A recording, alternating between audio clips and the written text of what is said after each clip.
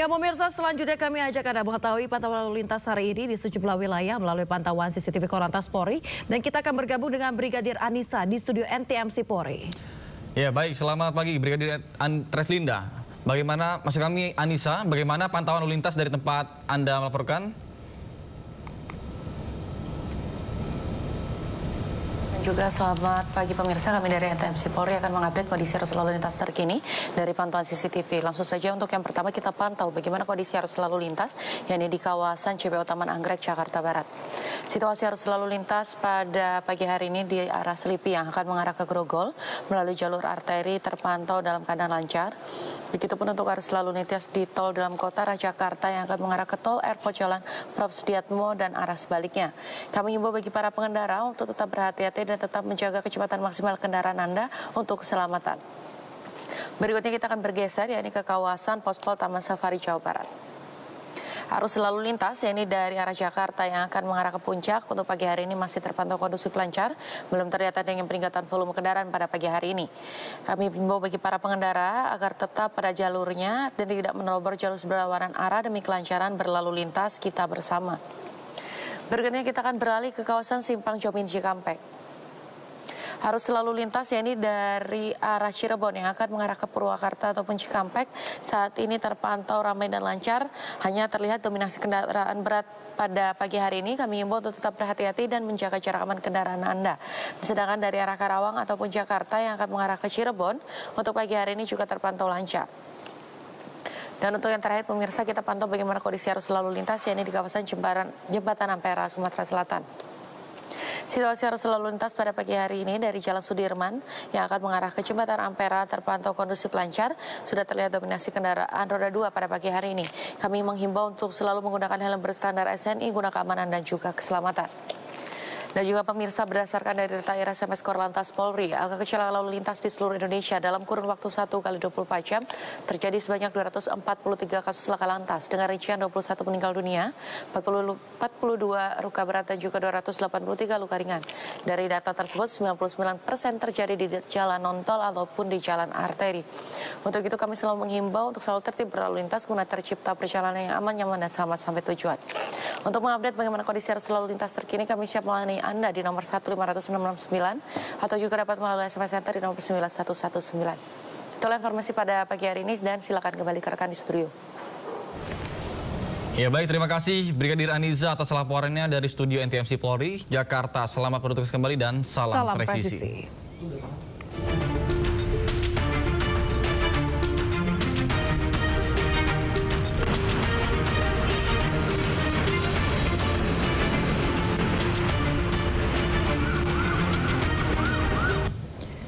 Kita ke informasi lain, pemirsa, polisi merilis video penangkapan salah satu tersangka pembunuhan Kepala Cabang Bank BUMN Muhammad Ilham Pradipta. Ya, tersangka ditangkap di Semarang, Jawa Tengah.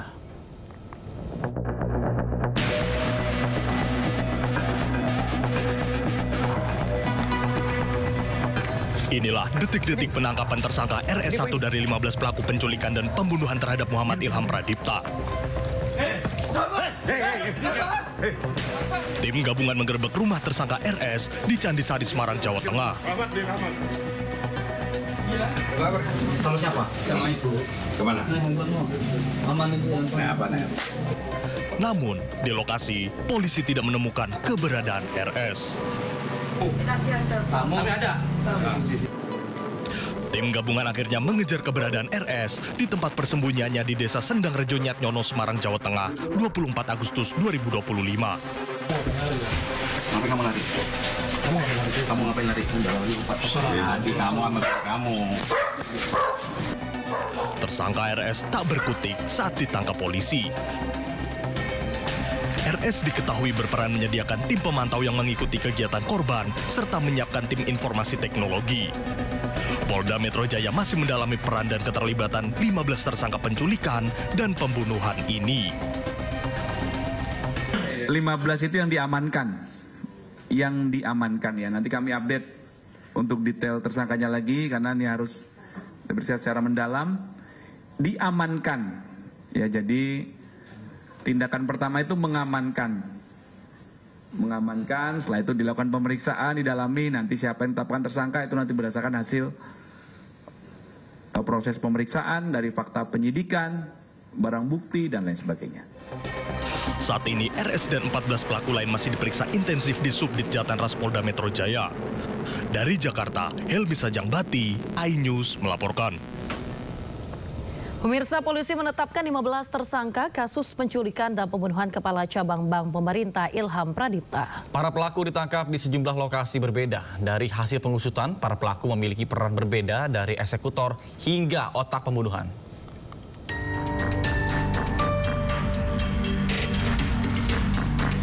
Warga Desa Nagasari, Serang Baru, Kabupaten Bekasi, Jawa Barat digegerkan dengan penemuan sesosok jenazah laki-laki dalam kondisi mengenaskan di persawahan. Diketahui korban adalah Muhammad Ilham Pradipta, Kepala Kantor Cabang Bank Pemerintah di Cempaka Putih, Jakarta Pusat. Ilham merupakan korban penculikan yang dibunuh segerombolan orang. Polisi pun bergerak cepat dengan menemukan sejumlah bukti termasuk rekaman CCTV. Rekaman tersebut menunjukkan detik-detik saat korban diduga diculik di parkiran pusat perbelanjaan di wilayah Jakarta Timur. Tak perlu waktu lama bagi polisi untuk meringkus para pelaku.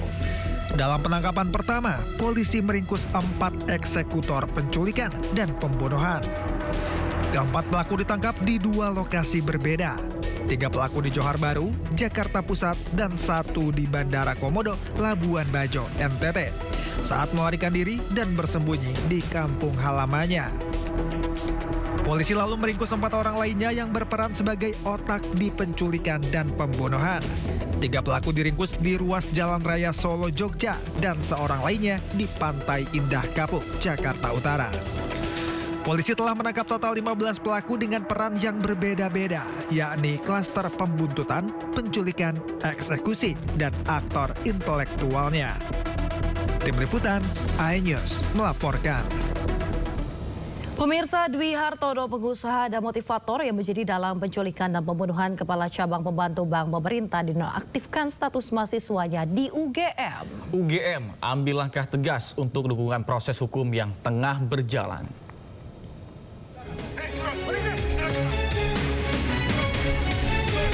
Nama Dwi Hartono mendadak jadi sorotan setelah diduga menjadi otak pembunuhan Kepala Cabang Pembantu Bank BUMN Muhammad Ilham Pradipta. Sementara itu, nama Dwi Hartono tercatat sebagai mahasiswa S2 Fakultas Ekonomika dan Bisnis Universitas Gadjah Mada.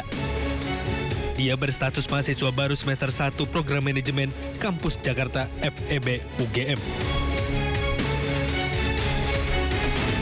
Terkait hal tersebut, pihak UGM mengambil langkah tegas dengan menonaktifkan Dwi Hartono dari seluruh kegiatan akademik. Hal itu disampaikan dalam keterangan resmi UGM Rabu 27 Agustus 2025.